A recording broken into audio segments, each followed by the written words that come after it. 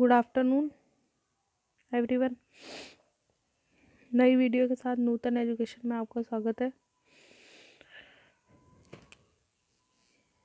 हम 14 अध्याय तक पढ़ चुके थे खून का टीका उपन्यास का, जिसमें हमने क्वेश्चन आंसर किए थे। तो हम आगे बढ़ते हैं। 15वां अध्याय। तो जो 15वां अध्याय है वो नया वर्ष चैत्र माह लग गया था, और नया वर्ष बोलते हैं इसको हिंदू महीने में। और चैत्र महीने में गणगौर की पूजा भी होती है और होती थी पहले भी। अनंग सिंह व पवन सिंह में मतभेद भी हो गए थे। क्वेश्चन प्रश्न उत्तर करेंगे। कौन सा माह लग गया था? तो चैत्र माह लग गया था। चैत्र माह को हिंदू धर्म में क्या मानते हैं? कौन सा संवत होता है? तो चैत्र माह को हिंदू नववर्ष होता है और विक्रमी संवत चैत्र शुक्ल प्रतिपदा से चालू होता है। चैत्र माह के प्रारंभ में किसकी पूजा की जाती है? कितने दिनों तक? गणगौर पूजन, पार्वती व शिव की, गौरी व ईश्वर की पूजा 16 दिनों तक। विभीषिका का अर्थ है भय या डर दिखाना। नए वर्ष को लेकर सभी के मन में क्या भाव है? तो आनंद, उत्साह और संतोष का भाव। राणा हमीर ने मोजीराम जी को क्या चेतावनी दी थी? तो राणा हमीर ने मोजीराम जी को चेतावनी दी थी कि कामदार जी, आज से इतना ही याद रखें कि आप चित्तौड़ के रक्षक और हितैषी हैं। अब आप राजा मालदेव के नहीं, हमारे चाकर हैं। अभी से आपका केवल एक ही कर्तव्य होगा, चित्तौड़ की स्वाधीनता। रानी का रोज का नियम क्या था? सूर्य देवता की अर्चना व वंदना करना। रानी किस द्वंद्व में ग्रस्त थी? हीन भावना और संस्कारों के संघर्ष में। हमीर किस स्त्री के पूर्व विवाह का उदाहरण दे रहे थे? व्यास की मां सत्यवती का विवाह एक बार नहीं 2 बार हुआ। शास्त्रों के अनुसार कितने पति माने गए हैं? प्रथम सोम, द्वितीय गंधर्व, तृतीय अग्नि, चतुर्थ मनुष्य। ठीक है। राणा हमीर रानी को किस बात के लिए बार बार समझाते हैं? हाँ, तुम्हारा विवाह जब हुआ तब हुआ, तुम निर्दोष थी और बाल्यकाल में हुआ था, तो इसमें कोई तुम्हारा इसमें कोई दोष नहीं है। पवन सिंह से किसका बैर हो गया था? अनंग सिंह से हो गया था। राणा हमीर प्रातःकाल किस देवता की पूजा अर्चना करते थे? सूर्य देव व कुल देवी की। अध्याय 16। राणा हमीर ने मोजीराम को क्यों बुलाया था? चित्तौड़ विजय की मंत्रणा के लिए। मोजीराम का कौन सा रहस्य राणा हमीर के सामने खुलने की इच्छा? मोजीराम, ये क्वेश्चन थोड़ा गलत हो गया। मोजीराम ने कौन सा रहस्य, ने का की जगह नहीं आएगा, उन्हें कौन सा रहस्य राणा हमीर के सामने खोलने की इच्छा व्यक्त की थी? तो रानी विधवा नहीं है, ये एक राजनीतिक चाल थी। पर मोजीराम रुक गया था क्योंकि ये सही समय नहीं था। राणा हमीर को अनंग सिंह की समस्या का क्या उपाय बताया मोजीराम जी ने? थोड़े सैनिक देकर शत्रुओं के साथी व समर्थकों को लूटना आरंभ कर दे और सामंतों से छिपकर लड़ना शुरू कर दे। विधवा दासी का नाम क्या था? जमुना। अध्याय 17। राणा हमीर व रानी का संवाद है इसमें। तामुल का अर्थ है पान। रानी के जीवन का उद्देश्य क्या था? चित्तौड़ की मुक्ति। राणा हमीर को रानी ने कौन सा समाचार सुनाया? स्वयं का गर्भवती होना। अध्याय 18। अनंग सिंह। 18 अध्याय में अनंग सिंह को सेनापति बनाया गया था और राणा हमीर ने मोजीराम को रानी के गर्भिणी होने का समाचार सुनाया। मोजीराम असहयोग आंदोलन समाप्त क्यों करना चाहता था? एक नई राजनीतिक चाल के लिए। मोजीराम ने नई चाल के लिए राणा हमीर को क्या सुझाया? अनंग सिंह द्वारा लूटी गई धनराशि वापस देकर क्षमा याचना करने की। अनंग सिंह के पुत्र का नाम क्या था? जीवन सिंह। सिर किस देशद्रोही का था? महीप सिंह का।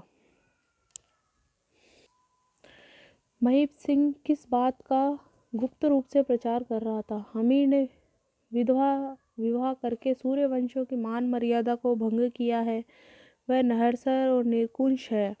मोजीराम को किसके विद्रोही बनने का डर था? अनंग सिंह का। भील और मीणा जाति के लोगों की वेशभूषा क्या थी? घुटनों तक की धोती और सिर पर मोटा वस्त्र पगड़ी की तरह बंधा हुआ था। अन्य जाति के लोगों की वेशभूषा क्या थी? धोती और ढीला अंगरखा। राणा हमीर ने अनंग सिंह को क्या दिया? चांदी की मूठ की तलवार दी और उसकी मयान भी मखमल और चांदी की बनी थी। अनंग सिंह की नियुक्ति के लिए, बहुमत के लिए किस किस को बुलाया गया? कामदार जी, पवन सिंह, मेरा, वीर सिंह, खेसी का पुत्र गेसी और उमराव और गिरिराज। खेसी तो पहले खत्म हो गया था ना। अध्याय 19। दासियों द्वारा रानी को अमंगलकारी, कुलुषित आदि कहना। छिपकर छिपकर ही कहती थी, वो सामने तो कह तो सकती नहीं थी, बस छिप छिप कर ही कहती थी। रानी को इसका संदेह हो गया था। रानी और मोजीराम की बातचीत होती है इस अध्याय में। मोजीराम रानी को क्या कहते हैं? आपको अखंड धैर्य रखना चाहिए। मैं ये भूल जाएं कि आपका कोई भाई और कोई पिता है। आप चित्तौड़ की विधवा महिषी हैं। यदि चित्तौड़ विजय नहीं हुआ तो आप सारा दोष आपके माथे पर मंड दिया जाएगा। सभी आपको अपशकुनी कहेंगे और आपको मेरा साथ देना होगा इस बात में। मोजीराम व रानी का क्या प्रयोजन था? चित्तौड़ विजय। अणुते का अर्थ क्या होता है? अनुचित। चित्तौड़ दुर्ग का चित्रण कैसा है? आसपास की सतह से ऊंचा और उसका परकोटा अत्यंत मजबूत है। इसके अतिरिक्त पांडल पोल, भैरव पोल, हनुमान पोल, गणेश पोल, जाडोला पोल, लक्ष्मण पोल, राम पोल के भीषण लोह पाषाण के द्वार, भवन आदि हैं, जैसा इस उपन्यास में बताया गया है। चित्तौड़गढ़ को जीतने के लिए किसकी जरूरत है? छल की, क्योंकि बल से नहीं जीता जा सकता चित्तौड़। राजनीति का सहोदर कौन नहीं है? धर्म। राजनीति में धर्म और अधर्म को नहीं देखा जाता, धर्म को बिल्कुल भी नहीं देखा जाता, छल और कपट से ही की जाती है राजनीति। मोजीराम ने किसका उदाहरण दिया? अलाउद्दीन खिलजी का दिया कि उसने भी क्या किया था? बहुत दिनों तक डेरा डाल के बैठा था वो चित्तौड़ पे, और जब उसको नहीं सूझा तो उसने भी छल से ही काम किया। शंका होने पर मोजीराम ने हमीर को कैसे विश्वास दिलाया? किस बात की शंका हो गई थी हमीर को? हमीर को शंका हो गई थी कि कहीं ये मालदेव की तरफ नहीं मिले हुए हैं, इसलिए उन्होंने मोजीराम से पूछा। राणा जी, मैं जिस दिन दहेज में आपको दिया गया था उसी दिन मैंने अपने आप को आपका दास स्वीकार कर लिया था। मैं उसी का ही ताबेदार और वफादार हो जाऊंगा जिसके पास मैं रहूंगा। ये मेरा निर्णय है, मेरा वचन है, मेरे उसूल हैं। चित्तौड़गढ़ कौन जा रहा था? मोजीराम जी। मोजीराम जी किसके द्वारा लूटा हुआ धन चित्तौड़ ले जा रहे थे? अनंग सिंह द्वारा। अमरदान कौन थे? चारण थे। अमरदान जी किसका पाठ पढ़ा रहे थे? अहिंसा का। राणा हमीर ने पत्र लिखने के लिए किसको कहा? अमरदान जी को। पत्र लेकर कौन चित्तौड़ गए? मोजीराम। अध्याय 20। मोजीराम जी चित्तौड़ पहुंचे और मोजीराम जी जेसा से मिले। और मोजीराम जी के साथ कौन गया था? पवन सिंह। मोजीराम के साथ कौन गया था? चित्तौड़ पवन सिंह गया था। पत्र किसको दिया गया? जेसा को। पत्र में क्या लिखा था? सारा कोश आपको अपने प्रस्तुत किया है और क्षमा मांगी है। हमीर ने जेसा को किस बात का आश्वासन दिया? अनंग सिंह पर कार्रवाई का। किसकी चाल कामयाब हो गई थी? मोजीराम और हमीर की। पवन सिंह को क्रोध क्यों आया जेसा को देखकर?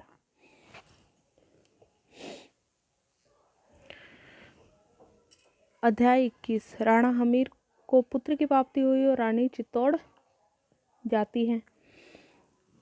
राणा हमीर को किसकी प्राप्ति हुई? पुत्र रत्न की। रानी व राणा हमीर के बीच किस बात पर विचार विमर्श हुए? चित्तौड़ जाने की बात पर। जेसा ने किसका अनुरोध स्वीकार कर लिया था? अपनी बहन यानी रानी का।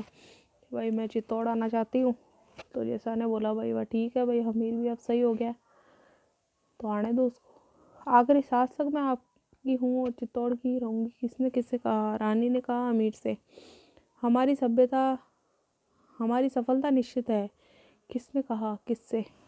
हमीर ने पवन सिंह से। रानी ने कहा कहाँ के लिए प्रस्थान किया? चित्तौड़ के लिए।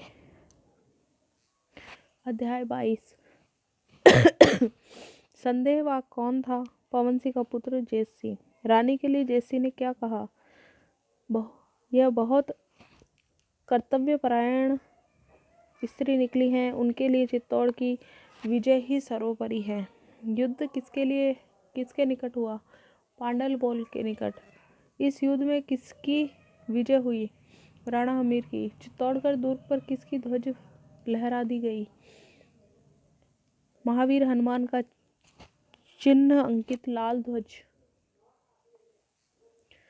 सभी लोगों के लिए किसका आभार व्यक्त किया? महारानी और कामदार मोजीराम। किस बात को लेकर राजभवन में विवाद उठा था? रानी जी के विधवापन को लेकर। रानी को विधवा किसने कहा? पुरोहित जी ने कहा।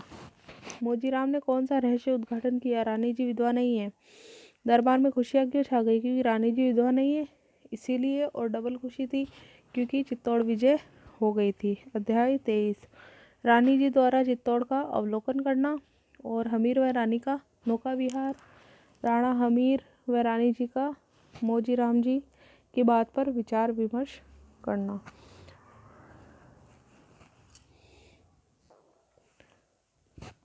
रानी जी किसके बारे में बात कर रही थी? रानी पद्मिनी के बारे में। रानी की दासी का क्या नाम था? बड़जी।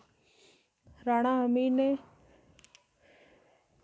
निजी कार्यों के बारे में क्या विचार दिए? स्वयं का कार्य स्वयं को करना चाहिए और मैं स्वयं एक किसान का बेटा हूँ तो मुझे अपने कार्य स्वयं करना पसंद है। राणा हमीर ने रानी मतलब किसान माता का बेटा, वैसे तो अरी सिंह के बेटे थे पर किसान माता के बेटे थे इसीलिए वो स्वयं खुद का काम खुद ही करते थे। राणा हमीर ने रानी को क्या परामर्श दिया? वीरांगनाओं की भांति विपुल विलास की वरिधि से दूर रहकर अपना काम खुद करना चाहिए। हमीर के मन में क्या प्रज्वलित हो रहा था? नूतन प्रदीप। अध्याय 24। बरवड़ी माँ का आगमन हुआ और सूर्य नमस्कार किया गया राणा हमीर द्वारा। इसमें मंत्र के बारे में भी बताया गया है। राणा हमीर द्वारा उच्चारित सूर्य मंत्र कहाँ से लिया गया? ऋग्वेद से लिया गया। सूक्त 50 प्रथम अष्टक अध्याय 4 और राम गोविंद त्रिवेद द्वारा। किसके आने की सूचना थी? देवी माँ बरवड़ी की। राणा हमीर के राणा हमीर माँ से कहाँ मिला? हनुमान पोल। किसका साम्राज्य अखंड बताया गया है इस उपन्यास में? सम्राट अशोक का। भारत पर विदेशी आक्रमण क्यों हुए? बौद्धों के वैदिक मोक्ष के मनुष्य को उदासीन बना दिया था, उनमें दूसरों के प्रति विरक्ति थी और परिणाम ये निकला कि विदेशियों ने भारत पर आक्रमण शुरू कर दिए। किनकी बातें सफल सिद्ध हुई थी? अजय सिंह। चतुर व्यक्ति के गुण कौन से होते हैं? वीरता के साथ विद्या की वृद्धि और पुरानी घटनाओं से शिक्षा। चित्तौड़ का मुख्य चारण किसे घोषित किया गया? बारू को। आतरी गांव का ताम्रपत्र किसको दिया? बारू को। बरवड़ी ने किससे मिलने का आग्रह किया? भील नेता बाका और मेरक से। भील नेता बाका ने हमीर को क्या दिया? लोहे का धनुष बाण। भील ने सेना का सेनापति किसको बनाया? बांका को। अध्याय 25। युद्ध की तैयारियां। दिल्ली के समाचार। दिल्ली का समाचार कौन लाया था? गुप्तचर ब्राह्मण वंश का दीपचंद्र। दीपचंद्र किसके वेश में था? बंजारे के वेश में। शत्रु सेना को कौन से मार्ग में प्रवेश कराने के लिए मांग की गई? बिहार प्रदेश में। बादशाह कौन सी दिशा से आक्रमण करेगा? ये किसने अनुमान लगाया था? ये मोजीराम जी ने लगाया था और हुआ भी यही, पूर्वी भाग से।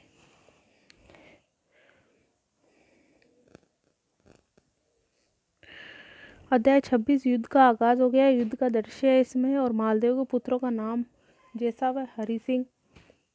अध्याय 27। राणा हमीर ने यवनों पर विजय प्राप्त की। बादशाह व मालदेव के पुत्र जैसा को बंदी बना लिया गया और कारागार में डाल दिया गया। देवी बरवड़ी ने क्या सुझाव दिया? बादशाह के धन की हमें ज़रूरत ज़्यादा है, इसे बंदी बनाकर धन अस्त्र शस्त्र मंगवाए जाए। राणा हमीर ने बादशाह को क्या बादशाह से क्या मांगा? 50 लाख नगद और आय वाले कई नगर। जैसा के साथ हमीर ने क्या किया? तो उसे छोड़ दिया और जीवन निर्वाह के लिए नीमच, जेतारण और रतनपुर के गांव दिए। उपन्यास के अंत में हमीर ने साबंतों को क्या सलाह दी? अल्प बचत करे और देश का नया निर्माण करे। जैसा द्वारा किया कसम खाई गई। मैं सौगंध खाता हूँ कि जहाँ मेवाड़ियों का पसीना बहेगा वहाँ मेरा खून बहेगा। विषम घाटी पंचानन किसे कहा गया है? ये प्रश्न रीट, पिछली जो रीट थी ना, कौन सी, उसमें भी आया हुआ है